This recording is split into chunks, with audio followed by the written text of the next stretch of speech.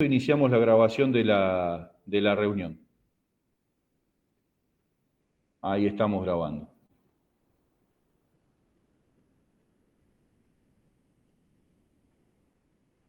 Bueno, están todos informados, la sesión se está grabando. Bueno, ¿qué tal? ¿Cómo están? Me presento, mi nombre es Mariano Boyero. Les pido 1000 disculpas por la demora, pero estoy en la oficina. Así que pensaba dar esta clase desde mi casa, pero terminé una reunión muy tarde y teníamos una reunión para el viernes pasado, pero yo les voy a dar clases los días... No hay grupo de WhatsApp, ahí están preguntando. ¿Hay grupo de WhatsApp? No hay grupo de WhatsApp. Yo suelo responder algunas consultas por correo. El correo lo voy a poner en el chat.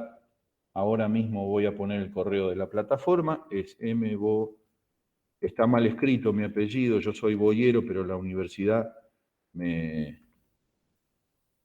lo escribió mal. Ahí está.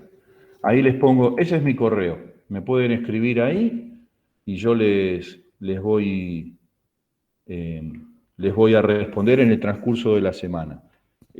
Ténganme paciencia porque a veces tengo mis casillas bastante estalladas por temas laborales. Esta bandera que está acá atrás es un símbolo de que uno trabaja en el sector público. No sé si se entiende, ¿no? Esto, la corbata. Bueno. A ver, ¿arrancamos? Esto es administración del sector público. La pregunta del $1.000.000 sería, ¿y qué entienden ustedes por sector público? ¿Alguien puede tirar una definición de sector público? ¿Qué puse? A ver, me dice... Ah, no, lo vuelvo a poner, sí, tenés razón, disculpas. Universidad de Loma Zamora, esto es Económicas, Unidad de Loma Zamora, EDUAR. A ver, bueno, de Económicas, UNLZ, EDUAR. Esta segunda es el correo correcto, ¿sí? Ahí está.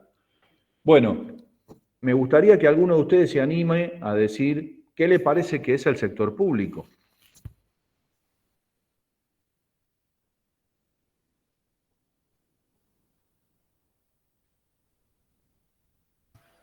Es el Estado en cualquiera de sus manifestaciones, o sea, nacional, provincial o municipal. Bueno, sí. Las instituciones, profe. No, las instituciones no. No. Ahí empezamos a tener alguna diferencia. Vamos a hacer una breve introducción a lo que son ámbitos institucionales. Digo, generalmente cuando se habla de administración pública o administración del sector público, se habla de Estado. Ahora, hoy vamos a arrancar con una definición de Estado, con una definición de administración pública y con una definición de instituciones, que alguno de ustedes lo comentó. Los abogados dicen que el Estado es la nación jurídica y políticamente organizada. Desde el punto de vista de derecho, esa definición es válida, está buena. ¿Por qué? Porque hay una jurídicamente organizada, es decir, hay una constitución, hay un régimen de gobierno, que en el caso nuestro es un régimen republicano. ¿Qué significa republicano? Significa que la república se administra, se gestiona a lo largo de 3 poderes: ejecutivo, legislativo y judicial. Hay un sistema federal de gobierno en 3 ámbitos: un ámbito municipal, un orden provincial y una administración pública nacional. ¿Sí? Esos son los 3 niveles. Cuando se habla de niveles de gobierno, se habla de eso. En términos jurídicos, podríamos decir que la definición de los abogados está buena. Ahora, me parece que es una definición que, según desde dónde se mire, le faltan algunas cosas. Nosotros podríamos decir, bueno, es una definición legalista, fenómeno, pero la mayoría de ustedes, ¿hay algún abogado acá? 40 alumnos tenemos, wow, me siento Mick Jagger con los Rolling Stones y el finado baterista. ¿Hay algún abogado acá? Ninguno. ¿Quiénes estudian para administración de empresas? ¿Uno solo, Osvaldo? Ah, levantó la Sí, mano. la licenciatura de administración. Bueno, acá está Viviana, Cecilia, bueno, y el resto estudia todo ciencias económicas. Acá uno levantó el dedo, como que le da vergüenza. Yo no estoy muy convencido de estudiar administración, estudio por eso no la administración. levanto así, la levanto un poquito. Mientras no levanten el otro dedo, está todo bien. Como decía el hijo de un amigo mío, le hacía al padre que se peleaba, decía, fuck show, le dice, no, es el otro dedo. Bueno, él levantó el correcto. Bueno, a ver, podríamos entonces, si la mayoría de ustedes estudia asuntos económicos, sea para ser contador o para hacer administración de empresas, la definición de los abogados mucho no da. Ahora, podríamos pensar una definición del Estado desde el punto de vista económico, macro, como que es la administración de los recursos financieros y fiscales del país, a través, por ejemplo, del presupuesto. Y por ahí vamos en una definición de lo que puede ser el Estado. Sin embargo, esa definición también sigue siendo un poquitito incompleta. ¿Sí? Nosotros, yo soy politólogo, el doctor Esteves es politólogo, Gerardo Iso es politólogo, no sé si han tenido ya clases con Gerardo, con Alejandro entiendo que sí, ya tuvieron clase, ¿verdad? Solo con Alejandro hasta ahora. Solo con Alejandro, fenómeno. Con Gerardo no. Bueno, ¿alguno está con una licuadora? Porque salió un ruido mientras se hace, espere que me hago un licuado, jefe, mientras toman clase, está buenísimo.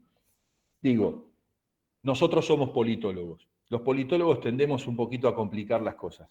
Hay una definición politológica del Estado que la dio Max Weber, que es más sociológica, pero podríamos decir que el Estado es el monopolio del uso legítimo de la fuerza sobre una población determinada, en un territorio determinado y en un contexto determinado. El Estado tiene un monopolio, el de la fuerza pública. ¿Sí? Sin embargo, esa definición, que también es sociológica, también es un poquitito incompleta. Ahora, ustedes me van a decir, bueno, profe, ya se está volviendo medio reiterativo. Entonces, ¿qué cuernos es el Estado? ¿De qué estamos hablando? Bueno, vamos a ir por el tema de administración, que a ustedes más o menos lo entienden y es lo que más les gusta. El Estado administra. Es un ente que administra. ¿Qué es lo que administra? Administra recursos. Esos recursos son de orden político, es decir, hay un uso de la fuerza pública, que son las fuerzas de seguridad, las fuerzas armadas, que ese Estado moviliza. Hay recursos políticos que están relacionados con el consenso, por ejemplo, el dictado de las normas mediante el consenso, que es la labor del Congreso, uno de los tres poderes del régimen republicano de gobierno. Es un Estado que administra justicia, que presta servicios básicos de educación, de salud, de seguridad. ¿Sí? Hay toda una cuestión política que tiene que ver con los consensos o, en el caso de que exista un disenso con una conflictividad muy alta, también tiene mecanismos para lidiar con esos consensos, con esos conflictos. Puede lidiar mediante el despliegue de fuerzas públicas que llamen al orden o mediante mecanismos de acuerdos para poder lidiar con esos conflictos. Desde las negociaciones colectivas por el salario hasta las negociaciones políticas por el dictado de normas, hasta las negociaciones políticas por ver quién ejerce el gobierno de ese Estado. Y ahí es la primera diferencia. ¿Es lo mismo el Estado que el gobierno? No. El gobierno es algo que dura 4 años, el Estado es permanente. El gobierno es el partido que llega a controlar y a dirigir los recursos del Estado, en términos políticos que acabo de describir. Hay también una serie de recursos económicos que el Estado despliega, a través de políticas de crédito, a través de políticas de las cuales el Estado se nutre de recursos mediante las políticas fiscales, mediante la elaboración y prestación de bienes y servicios y la elaboración de ciertos productos. Se prestan bienes y se pone a disposición de la sociedad una serie de despliegue de recursos de orden económico. que tienen que ver fundamentalmente con la administración del presupuesto, que es lo que ustedes conocen como estudiantes de ciencias económicas. Pero hay una tercera pata que no es tan visible, que no es ni la cuestión política ni la cuestión económica. Hay una cuestión invisible en el ejercicio de los recursos que tiene el Estado, que están relacionados con cuestiones vinculadas a la cultura, a la ideología, a cuestiones que no se ven, pero que sin embargo operan. Las normas, las leyes, no las podemos ver, pero claro, por supuesto que operan sobre la realidad. El hecho de frenar en un semáforo ante la luz roja no tiene nada que ver con que la luz roja tenga un efecto sobre la neurona y haga que nos paralicemos. Un tipo que plantee eso es un delirante. Lo que hicimos nosotros fue ponernos todos de acuerdo que cuando vemos una luz roja pisamos el freno y frenamos en un semáforo. Y nos dimos una norma en ese sentido. Che, cuando está el semáforo, ojo, frená porque con la luz roja no podés pasar. Algunos después de las 11 de la noche en la esquina de la facultad, no sé si la cumplen tanto, pero bueno, eso es otra historia. ¿Sí? Eso tiene que ver con algo que no se ve, que no es, son recursos que no son tangibles.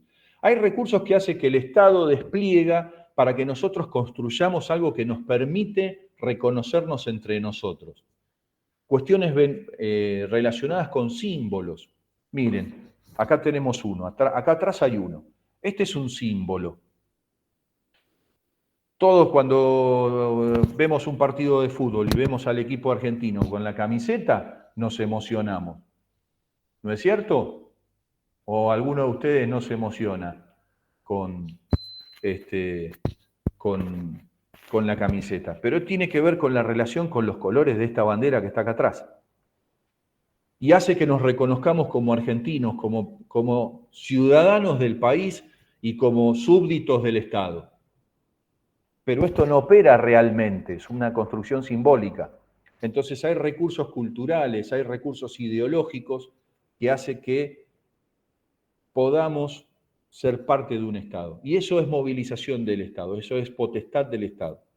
Entonces, resumiendo, el Estado es aquel que moviliza estos recursos políticos, económicos e ideológico-culturales.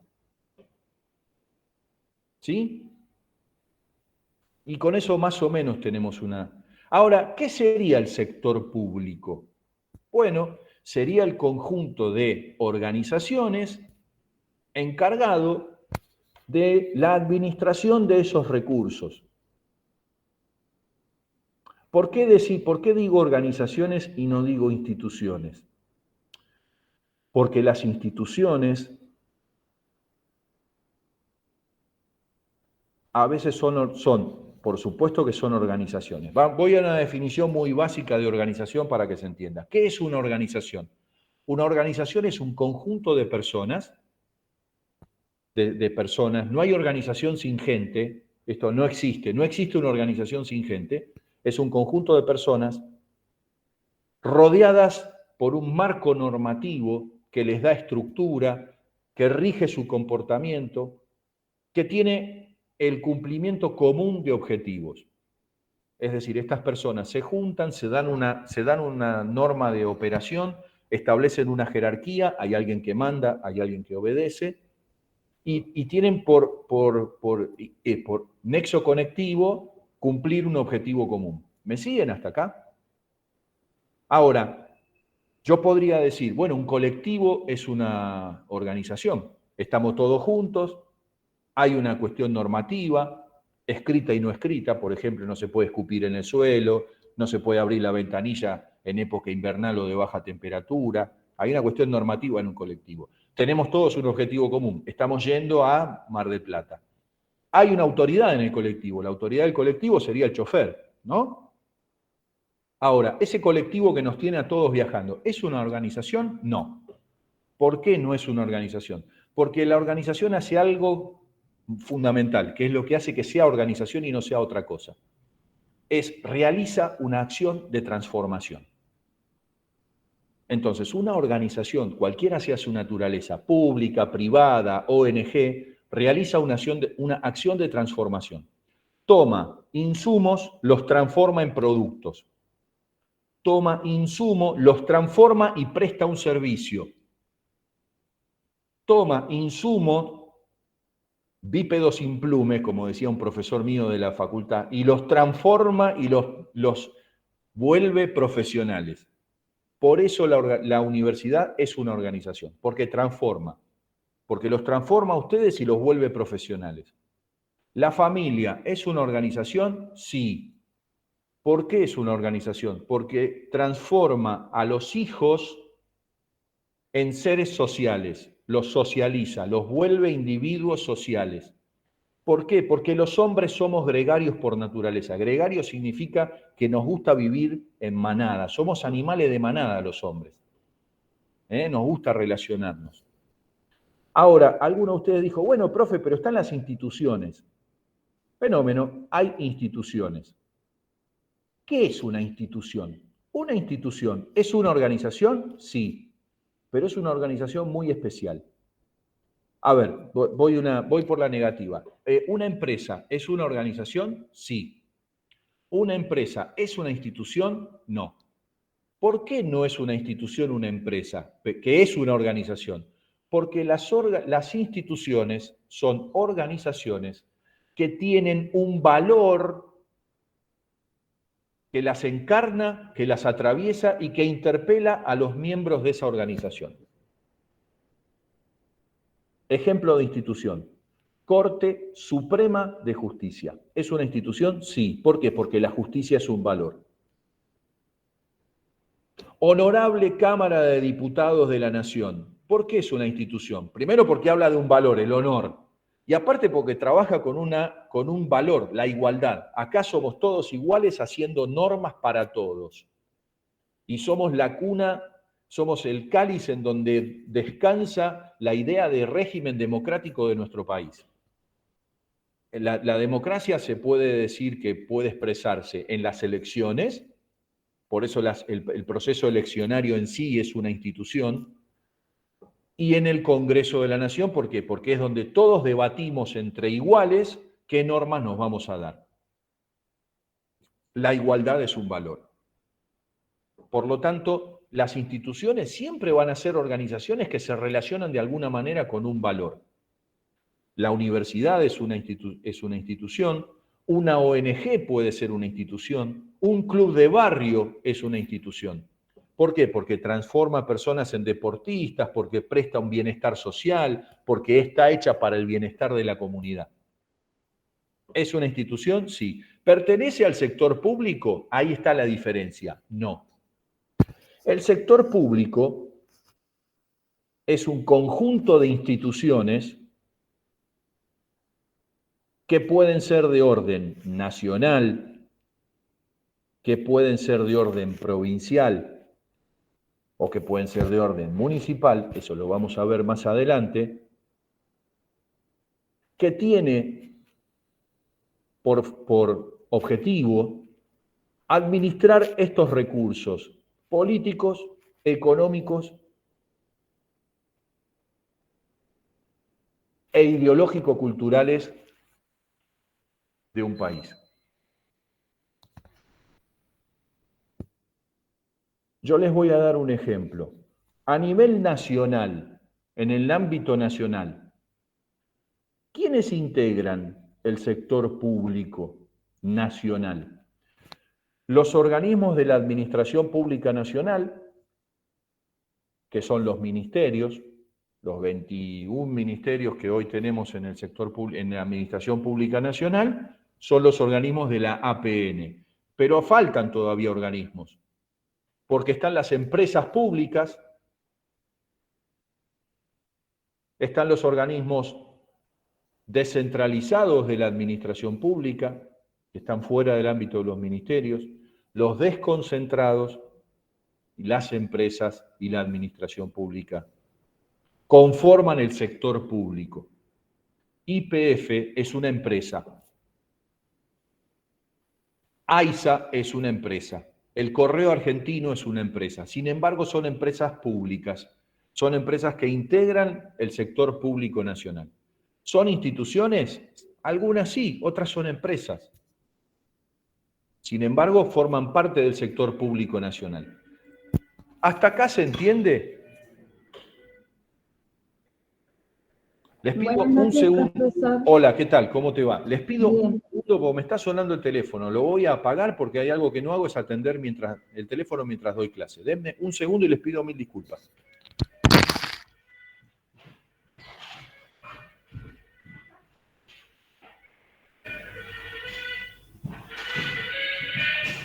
Flor, estoy dando clase. Te había avisado que hasta las 9 no puedo atender. Te llamo luego. Un beso.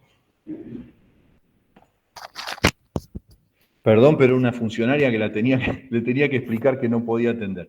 Bueno, hasta acá se entiende más o menos esto del sector público, las instituciones, las organizaciones, el Estado. Bueno, entonces, ¿qué corno vamos a ver en este cuatrimestre? ¿Qué corno van a ver conmigo? Bueno, parte de cómo se administran estas organizaciones. ¿Y qué es la administración? Y bueno, la administración tiene que ver siempre con la disposición y ejecución sobre recursos que son tangibles, intangibles, pero que siempre tienen una cosa común esos recursos. Son limitados. ¿Qué significa limitados? Que tienen un principio y un fin. A ver, ¿cuántas horas tiene el día? Les doy 3 opciones. El día tiene 24, 36 o 72. A ver si adivinan. Vamos todavía, están filosos hoy, me encanta. El día tiene 24 horas. Alguno de ustedes me dirá, yo necesito un día de 30. Jodete, hermano, tenés 24. ¿Cuántas vacaciones te dan en una organización privada o pública apenas comenzás a trabajar? 15. 15 días. 14 días o 15 días. Ah, pero yo necesito 30 días de vacaciones. No, flaco, hay 15. Entonces, ¿qué tenés que hacer cuando vos querés un día de 20, de 30 horas y tenés 24? ¿O querés un mes de vacaciones y tenés 14 días? ¿Cuánto? Yo quiero ganar $1.000.000. No, flaco, ganar 50 lucas. ¿Qué tenés que hacer? Te tenés que administrar. Tenés que administrar dinero, tenés que administrar tiempo, tenés que administrar recursos que tienen un principio o un fin. El principio elemental de la administración tiene que ver con bienes que son escasos y que son limitados. ¿Se entiende? Yo doy un ejemplo. A ver, esto lo uso siempre en clase. Si alguna vez ven un billete circulando así es porque lo usó Boyero para dar clase. Miren, ¿qué es esto? 100 pesos. ¿Qué son? Un billete de 100 pesos, ¿verdad? 100 pesos, sí. Perfecto, listo. Yo necesito 1000 pesos porque me quiero ir a comer y quiero gastar 1000 pesos. Bueno, listo. Tengo 1000 pesos. ¿Es correcto esto? No. No, si yo le digo esto a un tipo que voy a comer y le pago con 1000 pesos y le pago esto, me dan 1000 patadas en la cabeza, ¿ok? Entonces, ¿yo puedo transformar este billete de 100 pesos en 1000? No, lo que tengo que hacer es administrar estos 100 pesos. Entonces, a eso voy. La administración siempre está relacionada con recursos escasos. ¿Y cómo hacen en el Estado para administrar esos recursos escasos? Mediante el ejercicio de lo que los politólogos llamamos las políticas públicas. Alejandro, ¿les dio una definición de política pública? No. Bueno. No. Les doy vamos a empezar a trabajar una definición que después en los siguientes textos a lo largo de las clases vamos a empezar a descular de a poquito. La política pública se relaciona con lo que el Estado hace o con lo que el Estado a veces no hace, que a veces no lo hace a propósito. No les voy a spoilear el final de la serie. Esto es como armar una serie de Netflix. Yo les estoy dando, este es el primer capítulo. Me estoy presentando, vengo todo bonito, me afeité. Yo tenía barba, hacía 8 años que no me afeitaba. Cuando me afeité el domingo no me conocí. Me afeité para venir acá todo monono y decir, este es el primer capítulo. Vamos a tener algunos capítulos donde vamos a ir viendo algunas cosas. Yo les estoy contando algo del final. Pero a eso vamos a llegar después. Entonces, repasando, cerrando este tema y pasamos ya a uno de los textos del día de hoy.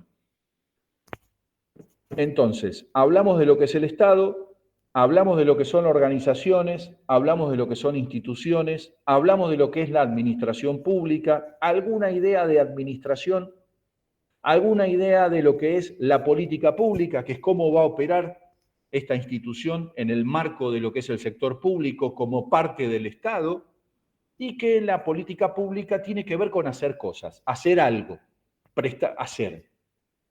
Mover, disponer de recursos, personas, ejecutar, normativa, siempre es la movilización de algo. O no, o lo contrario, lo vamos a ver más adelante. A ver, hasta acá, ¿se entendió? ¿Voy muy rápido? ¿Hablo muy difícil? No, está bien, profe. ¿Se están aburriendo? ¿Alguno está así? ¿Vieron? Hasta acá, porque después, la mayoría de los alumnos, viste que cuando prestan atención, nosotros somos como los perritos. ¿Viste? Los perros te prestan atención e inclinan la cabeza. Si ya se inclina demasiado, se va a terminar durmiendo algunos. Yo no quiero que nadie se duerma. Aclaro, arranco puntual, 7:30 más o menos arranco, y más o menos 8:30, así, 9 estamos terminando. 9:30 es raro que lleguemos. Las 2 horas de clase en el ámbito virtual se complica. Bueno, hasta acá dudas, preguntas, consultas. Claro, voy a contar, vénganme, acérquense. Les voy a contar un secreto. Digo muchas malas palabras. A veces se me escapa. Pero queda entre nosotros. ¿Ok? Bueno, a ver. Este PowerPoint lo voy a subir, se los voy a subir a la plataforma. Sí, acá dice, igual está grabando, sí, estoy así voy preso con pito y cadena con todo esto. Entonces, este PowerPoint, nociones introductorias acerca del Estado, se los voy a subir a la plataforma. Es esto que acabamos de ver. Voy al último slide de este PowerPoint para cerrar la idea de Estado. Hay un autor que se llama Oscar Oslak, que lo vamos a ver bastante en el programa, creo que hay 2 o 3 textos de él, que dice que hay 4 atributos para poder hablar de estatalidad. El primero de esos atributos tiene que ver con la capacidad que tiene un Estado para externalizar el poder, es decir, para mostrarlo. Cuando un Estado verdaderamente está mostrando el poder y lo muestra y se puede ver, hablamos de Estado.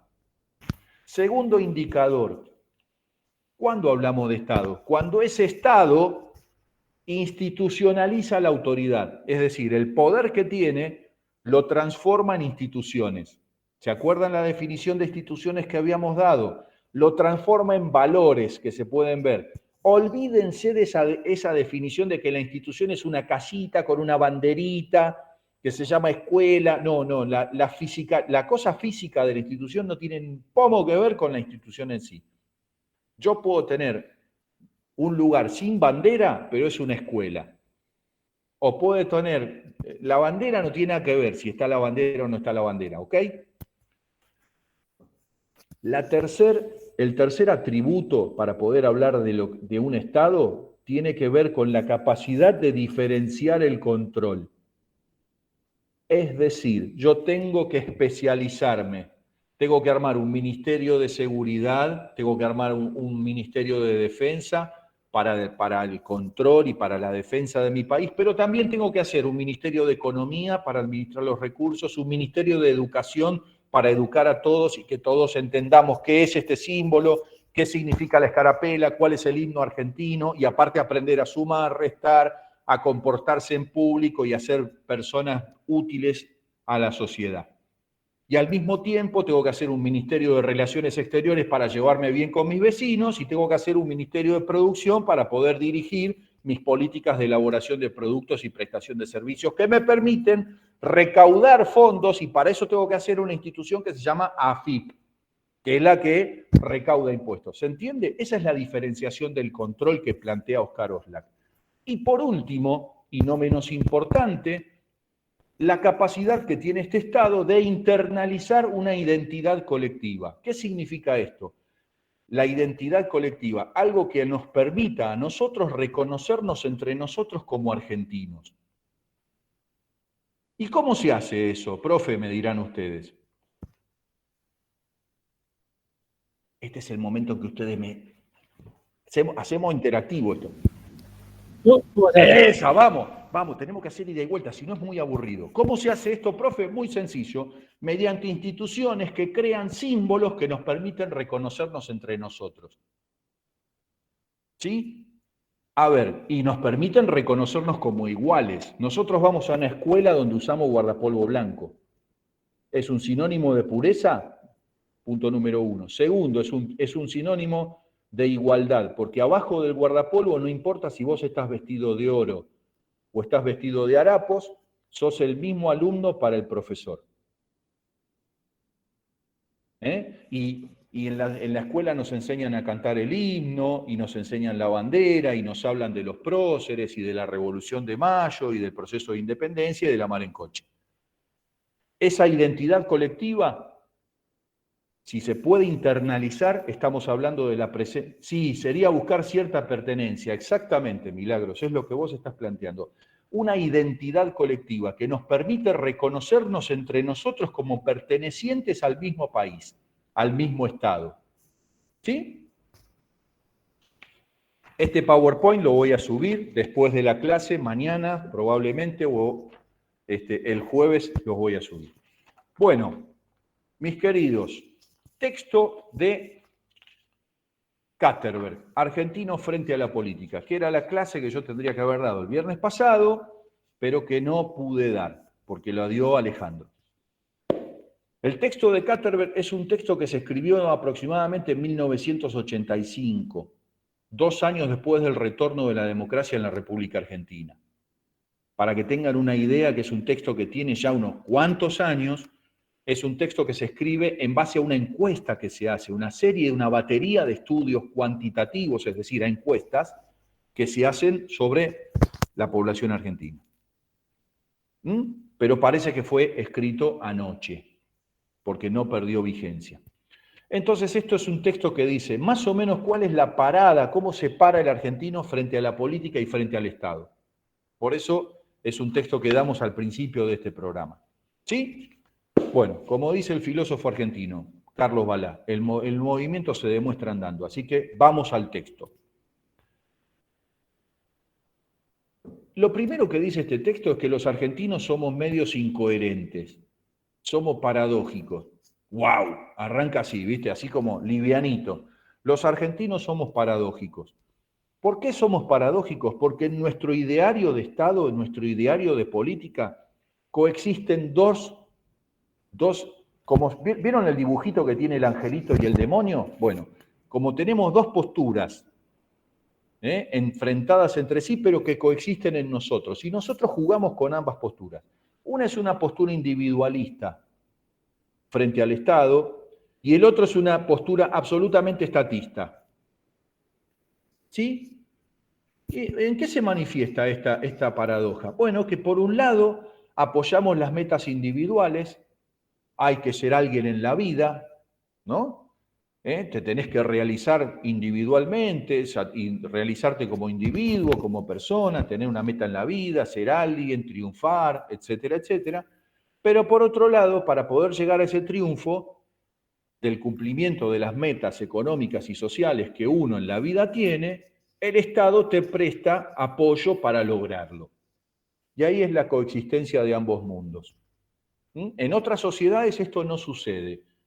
En otras sociedades esto no sucede. En Argentina sí. Ahora, todo esto se da en nuestro país en contextos, marcos, que son socializadores. El primer contexto socializador grande fue el del peronismo, con un proceso de sustitución de importaciones y de industrialización a partir de 1940, la década del 50 y algunos años posteriores, que llegó casi hasta la década del 60. Este contexto socializador que vivió nuestro país tuvo como eje fundamental una migración. La primera migración fue externa, desde 1880 hasta el siglo XX, pasaron aproximadamente 40 millones de inmigrantes. 40. A ver, esperen. Recalculando. No pasaron 40. Me equivoqué. Pasaron 25. Miren, les estaba dando un dato inexacto. En el proceso migratorio del siglo XIX pasaron 25 millones de personas por la República Argentina. ¿Saben cuándo fuimos 25 millones? La población de nuestro país en 1970. A mediados de la década del 70 éramos 25 millones. Es decir, toda la gente que pasó no se quedó. Punto número 1. Pero hubo un proceso migratorio externo. Y con el peronismo y con este proceso de industrialización de la década del 40-50, hubo un proceso migratorio interno de gente que del interior se vino a vivir al ámbito urbano, a la capital federal y a lo que fueron los primeros, segundo y terceros anillos del conurbano. Primer anillo al lado de la capital, segundo un poquito más alejado, tercer anillo del cordón del conurbano bonaerense. Lomas de Zamora, depende del lugar, segundo, tercer, donde vivo yo, que yo vivo en la localidad de San Miguel, tercer cordón del conurbano, ¿sí? ¿Se entiende esto? Y se fueron radicando, a medida que iban llegando, se fueron radicando alrededor de la ciudad. Este fue el contexto socializador donde estamos hablando de surge esto de los argentinos y la política.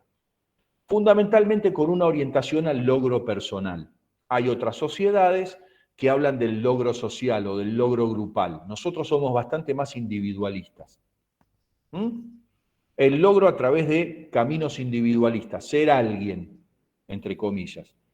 Una idea positiva de la movilidad social ascendente. ¿Qué significa movilidad social ascendente? Significa que uno nace en un lugar de la escala social y se muere en un lugar superior.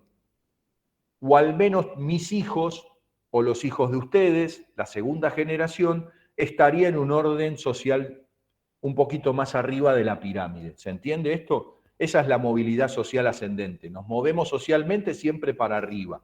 Y eso es a lo que aspiramos. En 1982, el 60% de los encuestados dice que estaba en una situación mejor que la de sus padres. ¿Sí? Y esto empieza a transformarse en un sueño, en una construcción ideal, en una fantasía. Queremos todos lograr eso. ¿Sí? Ahora, la realidad empieza a chocarse con el sueño. A partir de la década del 80, esta idea de movilidad social ascendente empieza a limitarse. Durante los 40, 50, 60, 70, esto sucedió, esto funcionó. Pero lamentablemente no fue tan así a partir de la década del 80. Entonces, las expectativas de movilidad social que todos tenemos, aún hoy, en el siglo XXI, 30 años después de esta encuesta, que la seguimos teniendo, sino porque ustedes están estudiando una profesión, salvo por una vocación, pero también por una expectativa de movilidad social ascendente. Todos quieren estar mejor y para ello la mejor de las herramientas para los hijos de clase trabajadora o primera generación de profesionales. ¿Quiénes de ustedes son van a ser primera generación de profesionales? ¿Los papás de ustedes son todos profesionales? No. Bueno, yo soy primera generación. Mi papá era comerciante, mi mamá era empleada, yo soy politólogo. Bueno, la mayoría, acá hay unos cuantos. Entonces, eso es movilidad social ascendente. La expectativa de que gracias a la educación vas a ser alguien mejor.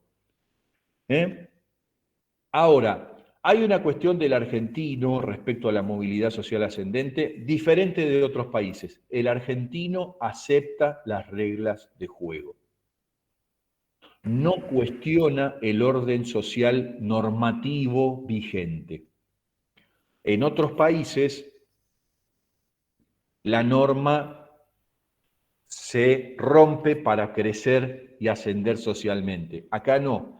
El argentino juega el juego según las reglas de juego.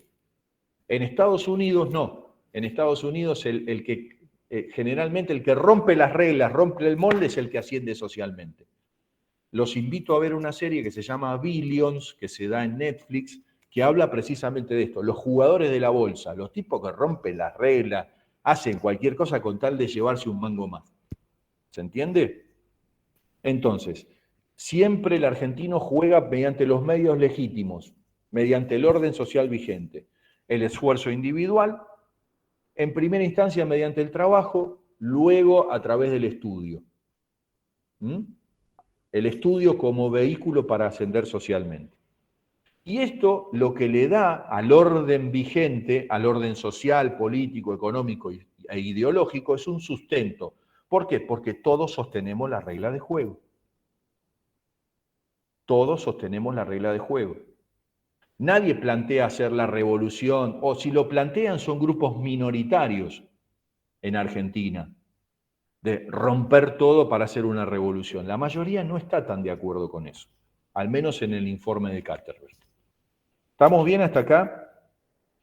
Entonces, ¿esto qué muestra? Que hay una preferencia en los argentinos por los cambios graduales, por los cambios moderados, no por las revoluciones. El argentino no le gusta tanto la revolución. Mañana vamos a hacer la revolución. No, para mí dame cambios despacito, dame cambios de a poco, o cambios, pero no me des revolución. Eso es un poco lo que dice este texto.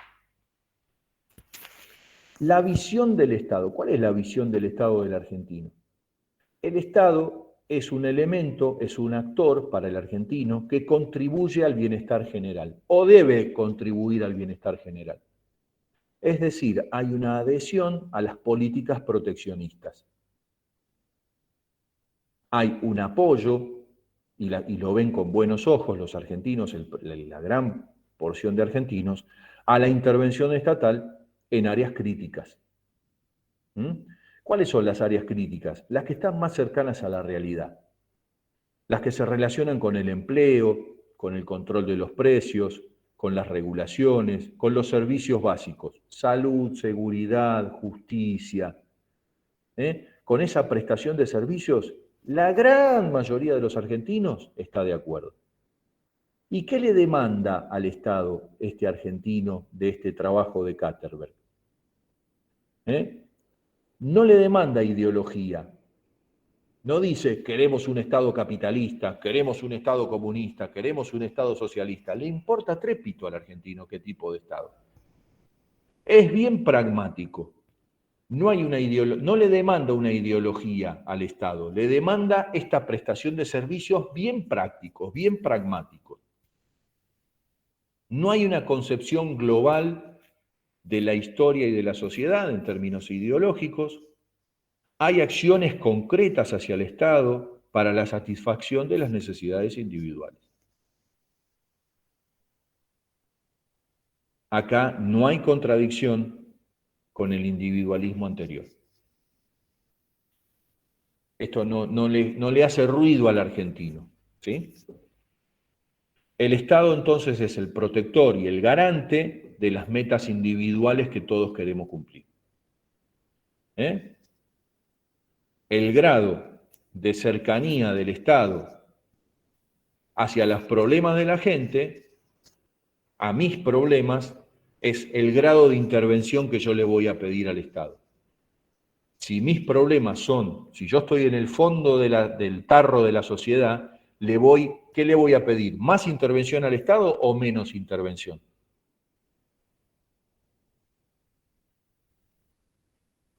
Más intervención. Correcto. El tipo que está en el fondo tapado de problemas hasta acá, con el agua hasta acá, le va a pedir más intervención al Estado. El que está arriba de todo no le va a pedir tanta intervención. Después vemos intervención en qué le va a pedir. ¿Ok? Entonces, la acción estatal, las expectativas personales juegan entre sí. Y hay una tendencia a que, de acuerdo al nivel que yo estoy ocupando, voy a tener una mirada más o menos crítica respecto del Estado. ¿Sí? Por lo tanto, hay una mirada y una concepción de la intervención y de la cultura política argentina, que al mismo tiempo va a ser individualista y estatista. Individualista en tanto habla de sociedades abiertas, de posibilidades para todos, y estatista en tanto el Estado interviene, protege, garantiza. ¿Sí? Ahora nos corremos un poquitito de Argentina y vamos a hablar un poquito de teoría política. Dentro de la idea de democracia, del concepto de democracia, hay dos grandes escuelas. La escuela anglosajona y la escuela continental. La escuela anglosajona de la democracia es esa idea de la democracia libertaria. ¿Por qué viene de lo anglosajón? Porque era la concepción que se sale de la democracia cuando fue la lucha de la Iglesia anglicana en contra de la intervención papal de Roma. ¿Qué quiero decir con esto? La libertad de culto. El caso testigo de esta idea de la democracia es la protección de las libertades individuales, sobre todo la libertad de culto. Yo le puedo rendir culto al Dios y a la Iglesia que a mí se me antoja. Esta idea individualista y libertaria de la democracia anglosajona. Por el otro lado, hay una idea de democracia, pero que viene ya más continental, sobre todo continental, yo diría más francófila, germanófila, de la idea igualitaria de la democracia. En tanto somos todos iguales, somos más democráticos. ¿Se entiende este concepto? La Revolución Francesa tenía 3 principios: libertad, igualdad y fraternidad. La democracia inglesa tiene el principio de la libertad y el individualismo y la libertad de mi culto personal. En cambio, la Revolución Francesa es libertad, igualdad, fraternidad. ¿Ok? Es esta idea igualitaria de la democracia. Y ambas coexisten, porque está bueno. ¿Es democrático un gobierno que respeta las libertades individuales? Sí. Es democrático. Ahora, también es democrático un gobierno que respeta el derecho o la opinión de la mayoría. Por eso un gobierno, ¿quién es el que llega al gobierno? ¿El que pone más plata o el que gana con mayor cantidad de votos? El que suma las voluntades de la mayoría. ¿Se entiende hasta acá esta idea? Por lo tanto, la idea anglosajona va a ser más tolerante. El principio fundamental de la democracia anglosajona es la tolerancia, es el reconocimiento de las minorías políticas y el desarrollo de instituciones que protejan y resguarden este derecho de las minorías, que separa Iglesia de Estado, que ve al interés público distinto de los intereses privados, que protege al individuo de la fuerza del Estado. Ese es un poco el concepto de la democracia anglosajona. Por otro lado, la democracia continental se va a centrar en la ciudadanía, en la cuestión política, en los derechos y obligaciones que tienen los ciudadanos, en la igualdad política. ¿Con qué herramienta? Con el sufragio universal. Todos tienen el mismo derecho a votar sus autoridades. Hombres, mujeres, ricos, pobres, clase alta, clase media, clase baja. No hay voto calificado. Todos es la ley del sufragio universal. Sepas leer, sepas escribir o no. Por lo tanto, el respeto a las minorías, el desarrollo de los partidos políticos, es la idea de democracia como régimen político. Y la idea de las competencias políticas, de la inclusividad de las minorías y esta institucionalización de todas estas herramientas tiene que ver con un principio de un autor que se llama Robert Dahl, que habla de poliarquía. Y estos dos conceptos coexisten. ¿Sí? Terminamos el capítulo de teoría política, volvemos a Argentina. ¿Qué pasa en Argentina? Bueno, En Argentina, este modelo anglosajón y este modelo continental de alguna manera coexisten. Se amalgaman, se mezclan. Hay diferencias en términos de apoyos a cuestiones más participativas, de participación de la mayoría, democracia continental, o de respeto a la cuestión libertaria, democracia anglosajona. ¿Me siguen? Inclusive desde el régimen político, desde la política pública, desde la política partidaria. Hay políticos que hablan de las libertades. ¿Conocen alguno?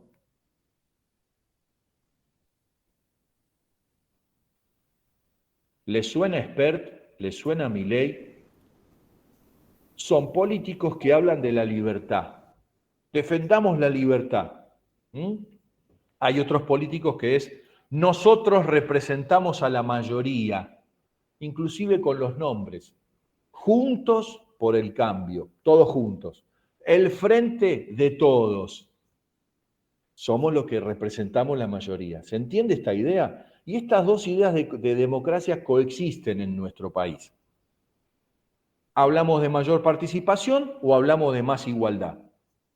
Y ahí hay como una tensión. Son las dos caras de la misma moneda. De esta idea de democracia, vamos a las dos caras de la moneda.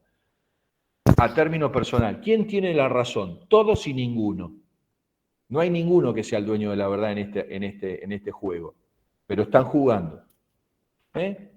Entonces, en Argentina, de acuerdo al nivel socioeconómico que se tiene, de acuerdo a la posición en la pirámide, se privilegia el aspecto participativo por sobre el libertario. En los sectores más bajos se va a privilegiar la participación. En los sectores más altos se va a privilegiar la cuestión libertaria. Y hay diferencias de acuerdo a nivel socioeconómico en cuanto a los aspectos libertarios. Las clases bajas van a ir más por el consenso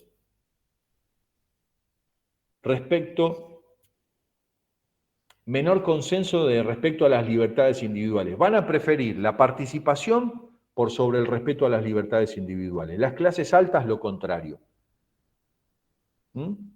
Hay un crecimiento a partir de 1983 de ciertas actitudes antilibertarias en los sectores populares. Ahora, tanto los de arriba, los de mayores recursos, los de mayor nivel socioeconómico, como los de abajo, van a coincidir en que el principio igualador por excelencia y el principio generador de oportunidades por excelencia es la educación. En eso están todos de acuerdo. La educación es la variable que con mayor educación te va a llevar a mayor grado de tolerancia. Las personas con mayor educación, sin importar si tienen más recursos o menos recursos, aquellos que han logrado mayores niveles educativos, se vuelven más tolerantes. Tenemos el ejemplo de personas de clase baja que han hecho educación primaria, secundaria, universitaria, y tenemos personas de clase alta que han hecho educación primaria, secundaria, universitaria, y ambos se han vuelto más tolerantes, más proclives a la tolerancia de libertades individuales. ¿Se entiende esto? ¿Sí? Entonces, ¿qué pasa con la educación? Licúa las diferencias socioeconómicas. Es el factor que disuelve las diferencias socioeconómicas. Y los estratos con distinto nivel y misma educación coinciden.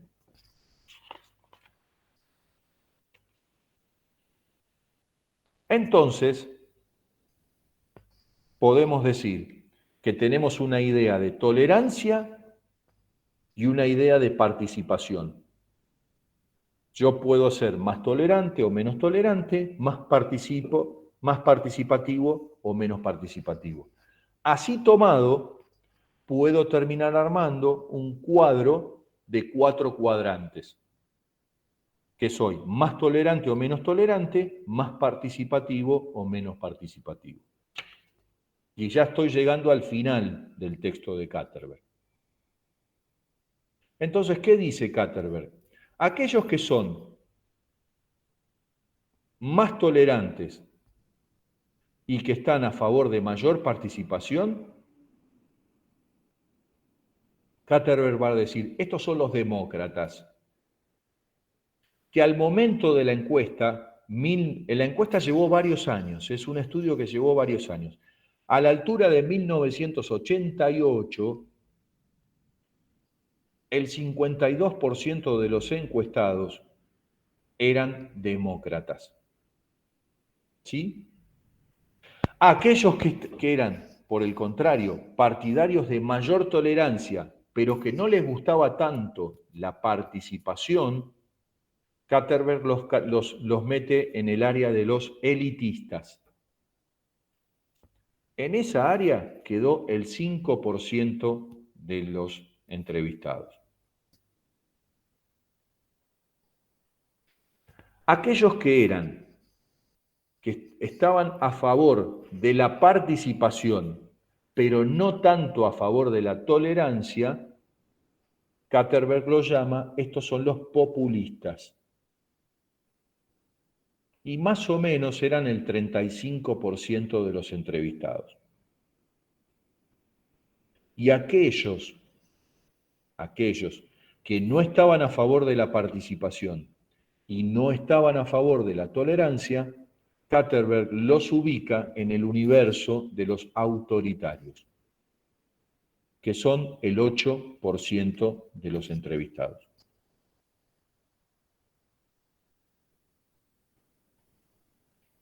$52 más 35 me da 87, más 5, 92, más 8, 100. Ahí repartió el 100% de los entrevistados. ¿Ok? Entonces, conclusiones de esto. Argentina, en primer término. Mayor grado de consenso respecto de la participación. Esto es una constante. Menor grado de consenso respecto del respeto a las libertades individuales. Esto, a partir de la década del 80 y sobre todo de la década del 90, empieza a deteriorarse. Para ser más participativos, somos menos tolerantes. ¿Por qué sucede esto? Dice Katterberg. Luego de la transición democrática, por el descontento generalizado que va en aumento, sobre todo por la imposibilidad del régimen democrático de generar espacios de crecimiento y de desarrollo económico suficientes, la crisis del Plan Austral, que el Plan Austral fue el del 85, estamos en la hiperinflación, el estudio del 88 tuvo en cuenta la hiper del 87, la mayoría de ustedes ni nació en ese momento, pero fue el momento de hiperinflación, los últimos momentos del gobierno de Alfonsín, que se tuvo que retirar 6 meses antes, venir el menemismo, bueno, toda una serie de cuestiones que hace que aumentara el descontento. Entonces, menos respeto a las libertades individuales y mayor cuestión de protección de la mayoría, es lo que estaba pensando la gente en ese momento. Ahora, hay una cuestión que está presente y tiene que ver con lo que alguna de las compañeras dijo al principio de la clase. ¿Qué pasa con las instituciones en Argentina? Bueno, hay un impacto bajo y nulo de las instituciones en nuestro país. La institución como elemento socializador tiene un rol bastante acotado. Le dan más entidad al gobierno, al político gobernando, que a las instituciones. ¿Sí? Y hay una cultura política en nuestro país que es mixta, que por un lado habla de democracia en términos de libertades y por el lado es un poquito más populista. Es decir, la mayoría de la población se reparte entre demócratas o populistas. ¿Sí? Últimamente los populistas fueron más y los demócratas, en términos de Katterberg, estoy hablando de Katterberg, no estoy haciendo un juicio de valor. Los demócratas fueron menos y los populistas, siguiendo este estudio, fueron en aumento. Ahora, hay un fenómeno que tiene que ver con esta cuestión de los libertarios, que empezaba a salir este discurso. Bueno, hay que ver de qué grado de libertad hablamos, ¿no? Bueno, pero no quiero entrar en ese terreno porque son discusiones personales. Yo tengo una postura tomada, pero si no estaría acá bajándoles línea a ustedes y no es la idea en absoluto de lo que nosotros como docentes, o al menos yo como docente, tomo con ustedes. Muchachas, muchachos, muchaches, yo aclaro algo, me cuesta mucho hablar en lenguaje inclusivo, no porque no sea de cabeza abierta, pero yo tengo 51 años, así que hablar en lenguaje inclusivo les pido disculpas si alguno se siente ofendido. Yo digo chicas y chicos y siéntanse incluidos todos, ¿eh?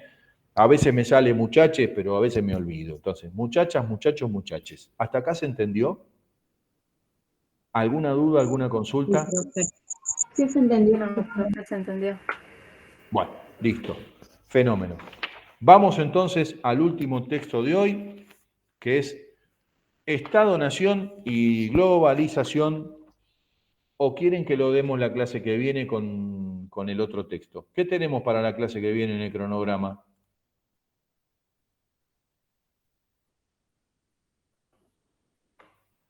Profe, ese texto dice que es del 7 del 9, ¿puede ser? ¿Del 7 del 9? El de... ¿O no, me confundí? No, Estado, Nación y Globalización. no. Estado, Nación y Globalización dentro del cronograma. A ver, esperen que voy a buscar el cronograma. Sí, profe, a mí me parece también lo mismo, el 7 de El sie- septiembre. El 7 de septiembre. Hoy es 31 de agosto. Bueno, vamos a ver cómo tenemos el cronograma repartido. Cronograma. Para hoy tendríamos que haber dado el texto de Katterberg y las reflexiones sobre la formación del Estado y la construcción de la sociedad argentina. El 7, que sería el martes que viene, tenemos que dar García Delgado, Estado, Nación y Globalización. Entonces yo hoy les di Introducción al Estado y el texto de Katterberg, que era lo que tendría que haber dado la clase pasada. Les doy la chance. Les doy la chance. Ustedes dirán, esperen que me pongo de vuelta en el Meet. Les doy la chance. Si quieren, les doy hoy el texto de García Delgado, medio rapidito, porque son 9 menos 20, o ya la clase que viene, el martes que viene, damos el texto de García Delgado y el texto de Oslak de la formación del Estado argentino, y con eso estamos al día. Opción número 1, opción número 2. Opción número 1, les doy Oslak ahora. Opción número 2, a ver, martes que viene, clase que viene, clase que viene. Bueno, me parece que no hace falta mucho más, ¿no? Bueno, a ver, mi mecánica de trabajo es esta. Vengo, tiramos las consignas yo les doy más o menos la línea por dónde va la lectura del texto. Queda la clase grabada. Subo, le voy a armar en el Google Drive quedan grabadas las clases, voy a subir el enlace a las clases para que lo tengan todos, se cliquean en el enlace y listo, acceden a eso. Y cuando hay algún PowerPoint aclaratorio o explicatorio, yo lo voy a subir, lo adjunto. Todo eso va a estar en el Classroom. Así que quédense tranquilos. Cualquier duda, cualquier consulta, tienen el correo para escribirme. Si les parece que voy muy rápido, qué sé yo, díganme. Si hay algo que no se entiende, les ruego encarecidamente que me lo digan. Que me lo digan. Profe, no entendí, profe, esto no entiendo un pomo, esto es un quilombo. Bien.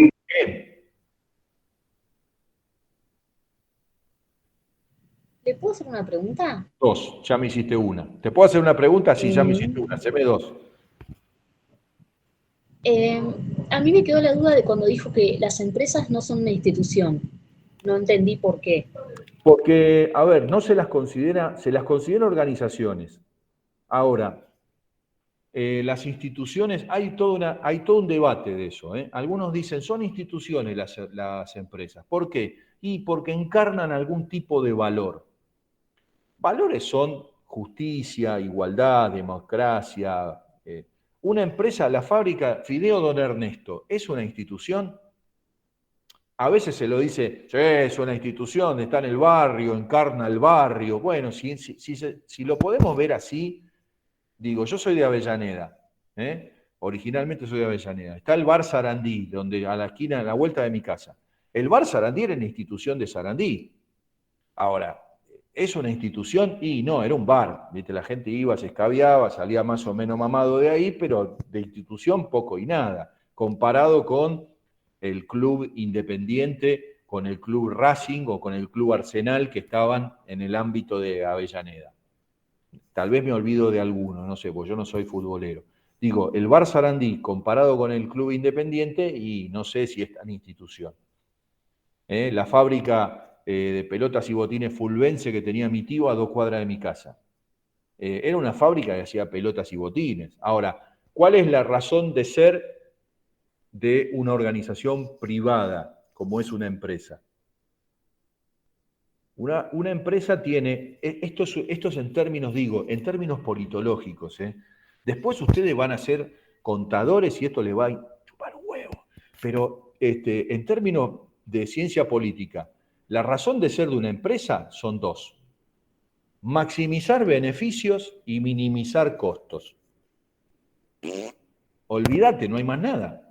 Todas las empresas, no importa si son Fideo Don Ernesto, la fábrica de clavos Miguelito, pelotas y botines Fulvense o la fábrica de lanzadera de soretes al espacio, todos tienen ese mismo principio. Vamos a sacar la mayor cantidad de ganancia posible, minimizando los costos lo más que podamos, sin llegar a la explotación humana de los obreros. O a veces no sé. En cambio, Sí.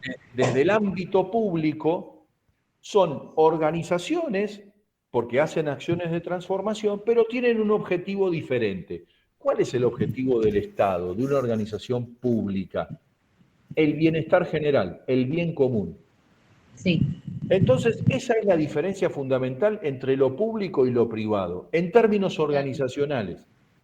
Después hay otras diferencias. Ahora, ustedes dirán, ¿hay política en el Estado? Por supuesto que hay política en el Estado. Se llega al Estado a través de la política. Elecciones, lucha partidaria, etc. ¿Hay política en las organizaciones privadas?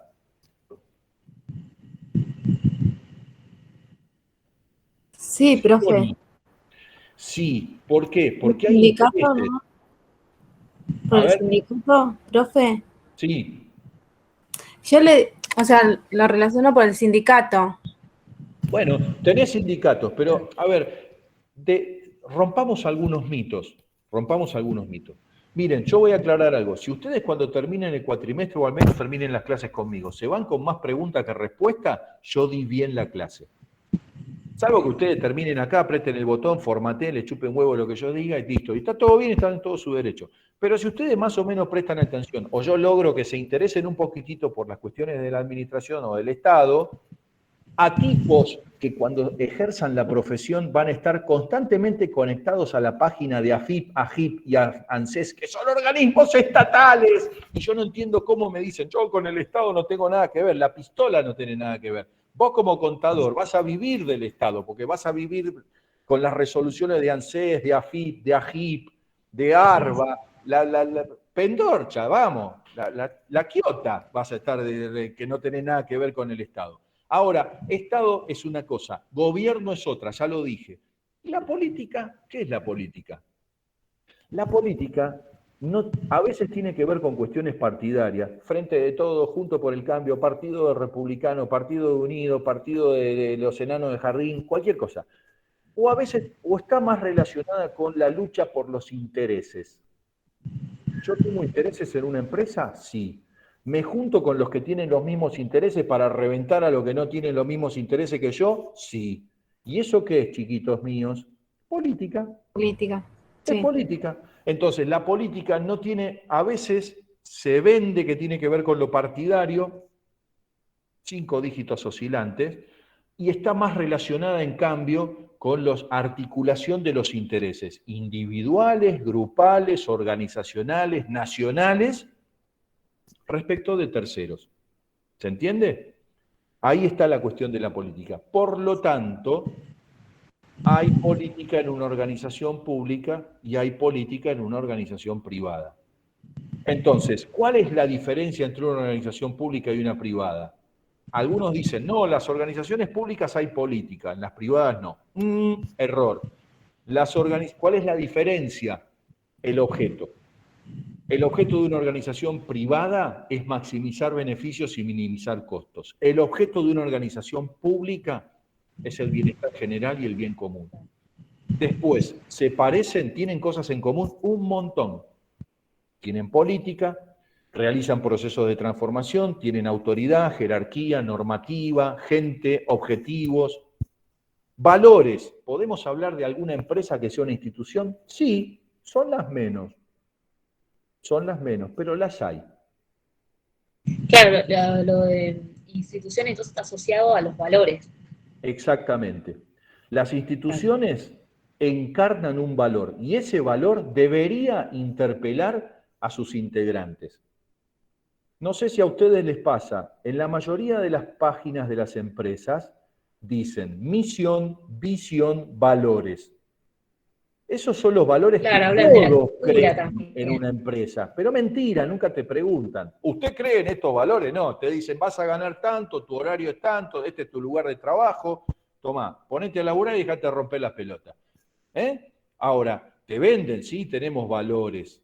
Los organismos públicos también, esta es misión, visión, valores. Doy un ejemplo y con esto cierro. Me toca dar hace unos años un curso, yo trabajo recursos humanos de administración pública, aparte que soy consultor de empresa, ahora no porque estoy en la función pública, pero cuando no trabajo en el Estado, soy consultor de recursos humanos y consultor de organizaciones. Paso el chivo, por si alguno de ustedes el día de mañana necesitan de mis servicios, con todo gusto yo, si no estoy en la función, se los voy a prestar.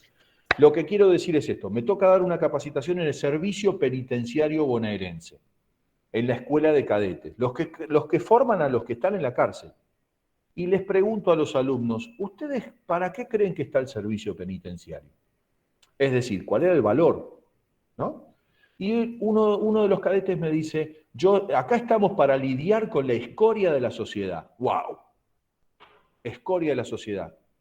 Igual, merda, ¿no? Escoria, caca, basura, más o menos.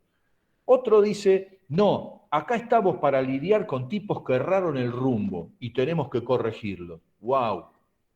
Errar el rumbo, desviarse. Y el viernes pasado que yo conté este mismo caso en otra universidad donde doy clases, salta uno y dice, pero profe, también hay tipos que son víctimas de esta sociedad injusta. Y ahí tenés la tercera vía. Entonces vos tenés, en términos del delito, tipos que cometen un delito y van en cana. Tenés tipos que son considerados escoria, que son considerados tipos que corrigen, desvían el rumbo, es decir, desviados, anormales, rompen la norma, o tenés tipos que son víctimas de la sociedad.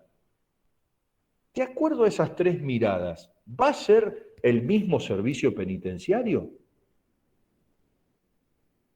No. Porque si yo trato a los presos como si fueran escoria, de ahí a pegarle a los presos, estoy así, en 3, 2, 1. Si trabajo con tipos que son desviados, son anormales, voy a trabajar de una manera. Y si trabajo con víctimas de la sociedad, voy a trabajar de otra manera.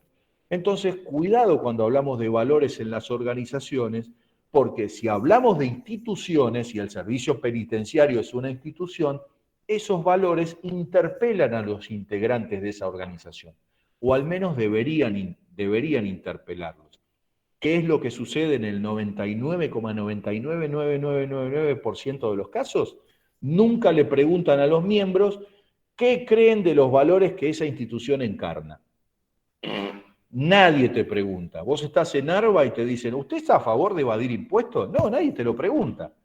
Y hay tipos que laburan en AFIP que son después, cuando se van a laburar al sector privado, los que asesoran a los tipos de cómo evadir impuestos. Entonces vos estás en el que lucha por recaudar, pero al mismo tiempo estás a favor del laburo en negro y de la evasión impositiva. ¡Wow! Trabajás en el servicio penitenciario y tenés 3 tipos coexistiendo en el mismo lugar que tienen 3 miradas diferentes. Por eso es interesantísimo el tema de las instituciones relacionado con los valores. Es interesante las organizaciones relacionadas con los valores. Por eso cuando visiten la página web de cualquier empresa, Fíjense lo que dicen como misión, como visión y como valores. Guarda. ¿Ok? Estimadísimos, 9 menos 5 van a ser. Espero que les haya gustado la clase. Espero, y ojalá que así sea, y que se vayan con más preguntas que respuestas. Entonces, di la clase pipí cucú. Nos vemos el martes que viene. El martes que viene vamos a ver la formación del Estado argentino de Oscar Oslak y vamos a ver el texto de Daniel García Delgado, Estado, Nación y Globalización. Voy a dar primero el de Daniel García Delgado y después voy a dar el de Oslak, porque el de Daniel García Delgado les muestra más el cuadro conceptual. Hago así con los deditos como si fuera el cuadro de esto. Perdón, a ver, ahí está. El cuadro conceptual o paradigma sobre el cual nos manejamos cuando hablamos de Estado, lo manejamos con García Delgado y después con Oslak, cómo se formó el Estado argentino. ¿De acuerdo? Tengan excelente semana, buenas noches para todas, todos y todes, y cuídense muchísimo, ¿sí? Cuídense mucho, que todavía... Buenas noches. Buenas noches, profe. Buenas noches, profe. Buenas noches, profe.